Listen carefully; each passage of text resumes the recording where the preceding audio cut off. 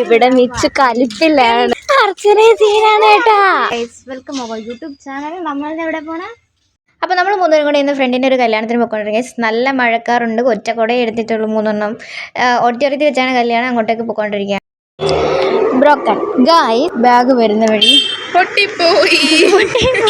Bag ഫ്രണ്ടിൻ്റെ വീട്ടിൽ വെച്ച് നേരെ ഞങ്ങൾ ബസ് കയറിയേ.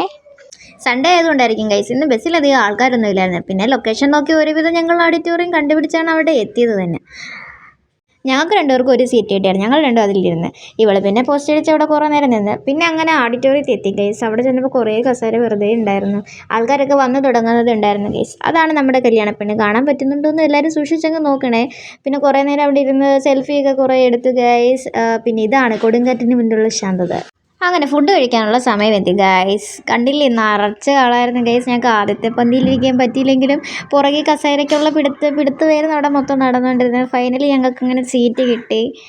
ഓരോ ഐറ്റംസ് ഇങ്ങനെ വന്നുകൊണ്ടിരിക്കുകയാണ് ഗൈസ്. ഞങ്ങൾ പിന്നെ നല്ല അടിപൊളി ബിരിയാണി ആയിരുന്നു ഗൈസ്. ഞങ്ങളെല്ലാവരും 2-3 തവണ മേടിച്ചങ്ങ് കഴിച്ചു ഗൈസ്. 2ാമത്തെ തവണ ആ ചേട്ടനോട് കുറച്ച് പീസ് ഇടാൻ പറഞ്ഞപ്പോൾ ആ ചേട്ടൻ കുറേ ഗ്രേവി ഇട്ടിട്ടാണ് പോയത്. അതിൻ്റെ സങ്കടം വരുന്നു ഗൈസ്. പോണ വഴിക്ക് ഞങ്ങൾ അതിൻ്റെ കാര്യം പറഞ്ഞിട്ടുണ്ടായിരുന്നു പോയിക്കൊണ്ടിരുന്നത്. പിന്നെ ബസ്സിൽ തിരിച്ചും കിട്ടുന്ന പൊട്ടും ആളൊന്നുമില്ലായിരുന്നു. ഞങ്ങൾക്ക് ബാക്ക് സീറ്റ് തന്നെ കിട്ടി ഗൈസ്.